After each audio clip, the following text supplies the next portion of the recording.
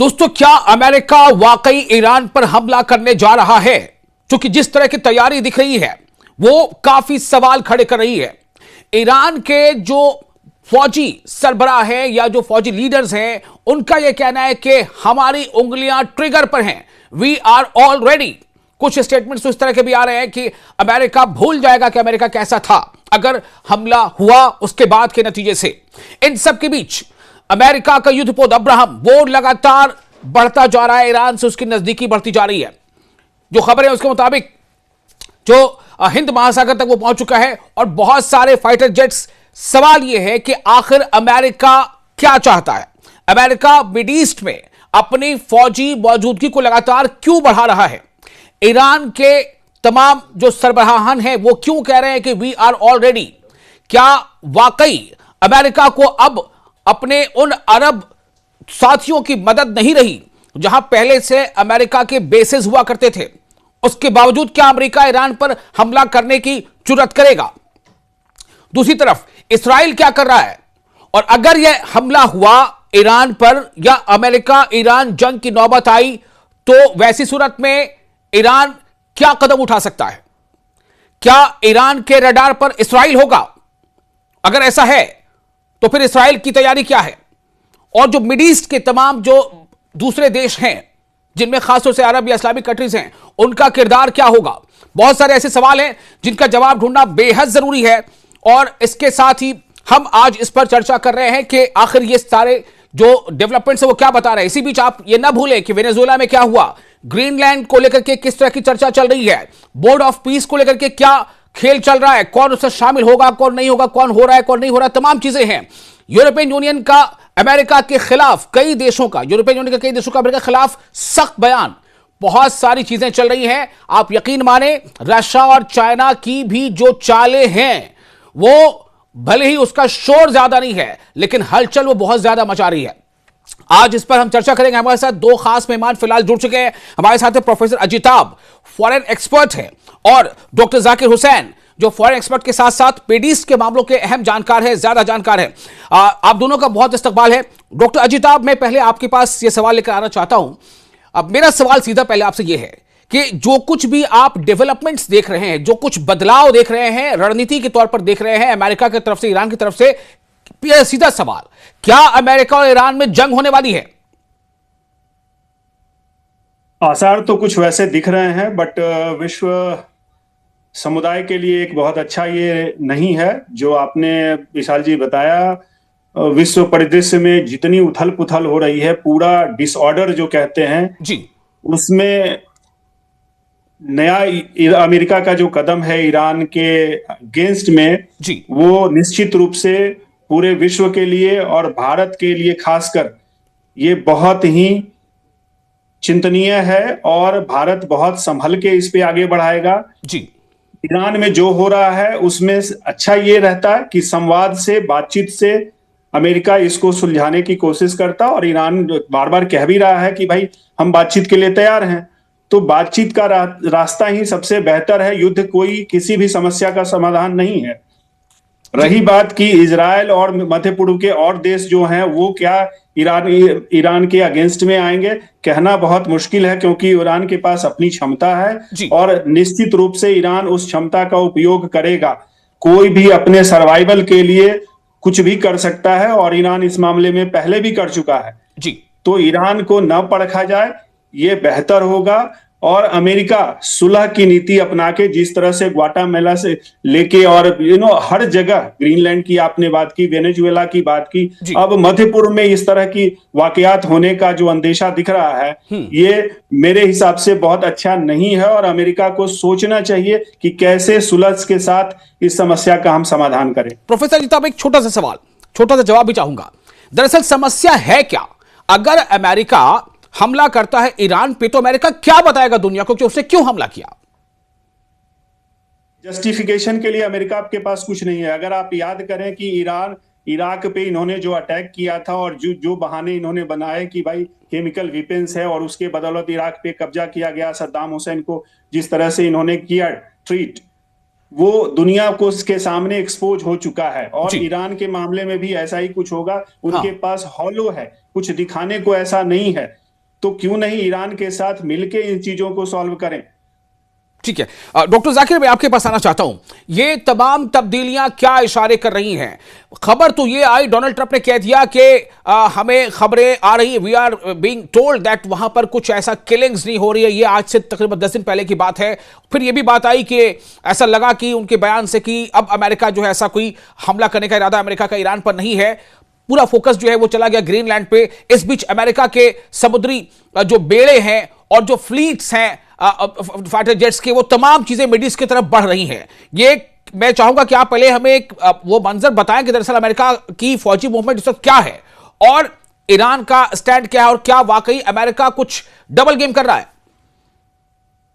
देखिए, पहली बात तो यह है कि लड़ाई में अमेरिका साम दाम दंड भेद छल कपट मुकरना ये सारी चीजें उसने दिखा दी है। ईरान के साथ एक नेगोशिएशन भी हुआ, उसके बाद अटैक भी किया। जी, ड्यूरिंग नेगोशिएशन तो अभी हमें ये नहीं मान के चलना चाहिए कि अमेरिका अटैक नहीं करेगा, अटैक करेगा। लेकिन मसला ये आता है, उसके लिए उसने अपने तमाम जो है, उसने अभी ट्रम्प ने कहा है कि अमेरिकन आर्मडा जी, वो तमाम जो है, जहां पर गल्फ से नहीं, यूरोप से और अदर बेसेस से, डिगो गार्सिया से, सब कुछ जो है, फाइटर प्लेन है, नेवल कैरियर्स हैं, एयर फ्यूल टैंकर्स हैं, ये सब कुछ जो है धीरे धीरे जो है ये दिखाने की कोशिश कर रहा है कि मैं अपना घेरा ईरान के गिर्द जो है तंग करता चला जा रहा हूँ। जी, लेकिन अब ये बात आती है कि इस अटैक से अमेरिका को मिलेगा क्या? जी, क्या वो क्या रिजीम चेंज हो जाएगा? क्या ईरान खत्म हो जाएगा?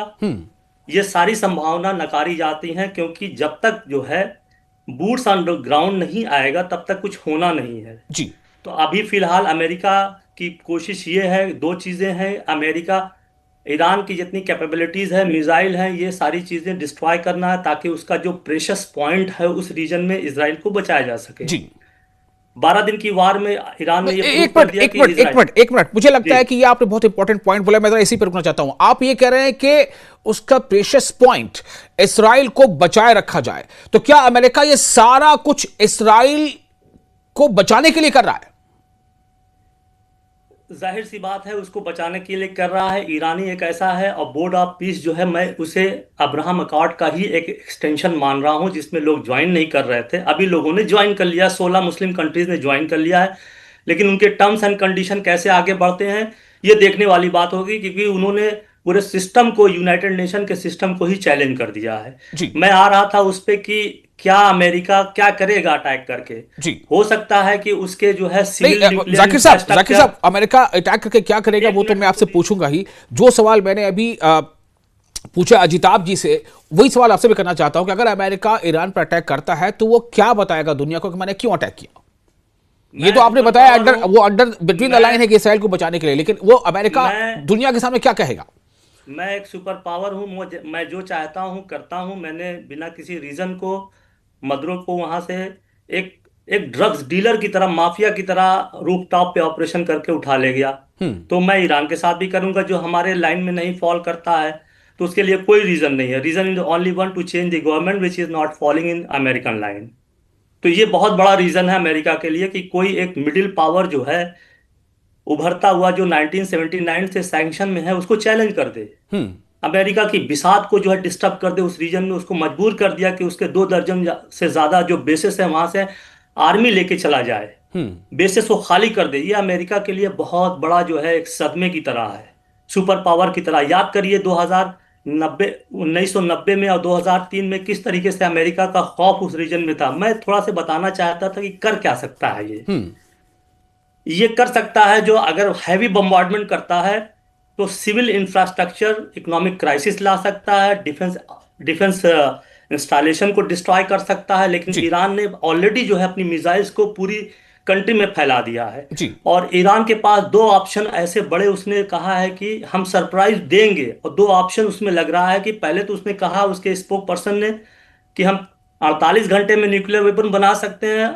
अब कहा कि 24 घंटे में जी। और वो जो टारगेट है वो इजराइल का दिमोना न्यूक्लियर इंस्टॉलेशंस है। तो ये, और दूसरी बात जो है, अगर क्राइसिस को और बढ़ा देना है, इकोनॉमिक कंडीशन को डिटेरियोरेट कर देना है, और फिर से लोगों को एक बार फिर से सड़क पे प्रोवोक करके ले आना है। जी। तो ये अमेरिका की पॉलिसी है, ताकि ईरान को कंटिन्यूअसली ब्लीड करता रहे, उससे ठीक है, खून बहाता रहे, ताकि ये मतलब आप ये कहना गवर्नमेंट चाह जो रहे है हैं कि आने अगर वाले में अगर गिर जाए। अगर अमेरिका ने अटैक किया भी ईरान पे तो वो फुल फ्लेज्ड वॉर नहीं होगा कि बिल्कुल अंजाम तक पहुंचे, बल्कि डिस्टर्ब करके, परेशान करके, कमजोर करके, और शायद कि फिर से एक बार कोई एंटी गवर्नमेंट प्रोटेस्ट या कुछ वेव शुरू हो जाए, फिर वहां से उसको थम जाना है।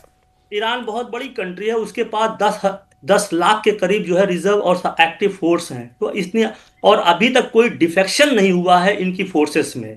जी और जिस तरीके से इन्होंने दो चीजें किया कि कंट्रोल किया प्रोटेस्ट को, और जी। प्लस सबसे बड़ा एडवांटेज इनको ये मिला कि जो स्लीपर सेल थे, जिसको इसराइल ने, मोसाद ने, सीआईए ने और कुछ गल्फ कंट्रीज की स्पाई एजेंसीज ने मिलकर सालों से उसको बिल्डअप किया था, उसको एक्सपोज किया था, ठीक है, उसको जाकिर पकड़ साहब लिया। थोड़ा सा आप रुक जाएं, थोड़ा सा रुक जाएं। मैं अजिताभ जी के पास जाना चाहता हूं, प्रोफेसर अजिताभ। प्रोफेसर अजिताभ, मेरा सवाल आपसे ये होगा, ये जानते हुए कि अमेरिका ने इराक में क्या किया, ये जानते हुए कि अमेरिका ने अफगानिस्तान में क्या किया, ठीक है, बाद में बहुत लंबे अरसे के बाद वहां से अपने फौजी भी हटा लिए, ये जानते हुए कि अमेरिका क्या कर सकता है, वेनेजुएला में उसे क्या करके दिखाया, ईरान आखिर ये, मतलब आम जुबान में कहें तो ईरान मतलब ये पंगा क्यों ले रहा है? वो सरेंडर क्यों नहीं कर जाता? वो मान क्यों नहीं जाता? वो फॉल इन लाइन क्यों नहीं हो जाता? देखिए, एक ये तो जबरदस्ती एक तरह से कहा जाए कि भाई आप हमारी बात मानिए, हम जो कहते हैं, दादागिरी जो कहते हैं, वो है डिक्टेटरशिप। ये कोई किसी भी एक जो आप कह लो कि इंडिपेंडेंट कंट्री है, जी उसके खिलाफ इस तरह का स्टैंड होना, तो फिर ये विश्व व्यवस्था क्या करेगी? जी। ये तो आज ईरान के साथ हो रहा है, कल किसी और के साथ होगा, ऑलरेडी पहले हो चुका, आपने बताया। तो कहाँ इसका कोई अंत है क्या? किसी ना किसी को तो उठना पड़ेगा। जो नहीं तो अपने दुनिया मिडिल का पावर, ठेका क्या ईरान ने ले रखा है? मेरा सवाल आपसे सीधा ये है, मतलब मैं जानना चाह रहा हूं बस कि क्या ईरान के ऊपर कंधे पे ये जिम्मेदारी है कि भाई अमेरिका जो है खुले, मतलब बेकाबू बैल की तरह दुनिया को रौंदता ना जाए, इसलिए हम रास्ते आ जाते हैं? कौन साथ दे रहा है अमेरिका, ईरान का? बिल्कुल। देखिए, आज ही संयुक्त राष्ट्र मानवाधिकार परिषद की जो बैठक हुई थी, उसमें ईरान के अगेंस्ट में कुछ कंट्रीज ने लाया, एक रिजोल्यूशन लाया, और भारत ने उसका विरोध किया है। जी। भारत ने ये कहा है कि किसी खास देश के अगेंस्ट में इस तरह के रिजोल्यूशन लाना वो सही नहीं है, और उसको 14 देशों ने उसका विरोध किया है। भारत के साथ साथ और भी कई अन्य देशों ने उसका विरोध किया है जी। कि भाई आप किसी एक खास कंट्री को, इस मामले में ईरान को टारगेट करके इस तरह से करना, उसके जी जी। लोगों को आपको लोगों की भी देखनी पड़ेगी। आप सिर्फ सरकार की देख रहे हैं। अब ईरान एक बहुत बड़ा देश है, और जैसा कि डॉक्टर साहब ने बताया कि भाई उनके अपने जो भी उसूल हैं, उसका भी तो ध्यान रखा जाए ना। जी किस हद तक आप इस तरह से लोगों को दबाते जाएंगे?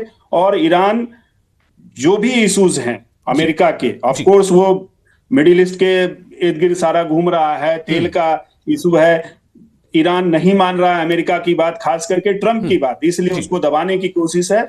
बेहतर होगा कि ईरान के साथ मिल बैठ के इसको सुलह करें। ये अमेरिका के लिए भी अच्छा नहीं है, और ईरान के लिए तो ऑफ कोर्स आप ये तवक्को, आप ये आशा कर रहे हैं कि डोनाल्ड ट्रंप जो है इस बात पे राजी हो जाए कि वो मिल बैठ के बातचीत कर ले? आपको लगता है उनके जो स्टाइल है, जो जिस तरह से उनकी एक्टिविटी दिख रही है? अच्छा, मैं आपके प्रोफेसर अजीजा साहब एक सवाल आपसे ये करूंगा कि अगर मान लीजिए कि अमेरिका ने हमला कर दिया, अगर मान लीजिए ईरान पर, ईरान क्या करेगा? इसराइल का क्या रोल होगा? क्या देख रहे हैं आप? इजराइल का तो रोल रहेगा, पहले भी हो चुका है, और इजराइल ने अमेरिका का हमेशा से साथ दिया है, तो आगे भी वो साथ देगा। और खास करके क्या ईरान का गुस्सा इसराइल के खिलाफ निकलेगा? बिल्कुल ईरान का निकलेगा। ईरान ने तो कतर तक को नहीं छोड़ा। आपने देखा कि दोहा में जो के आसपास जो कतर में उनके बेसेस थे, उसको अभी हटाया गया।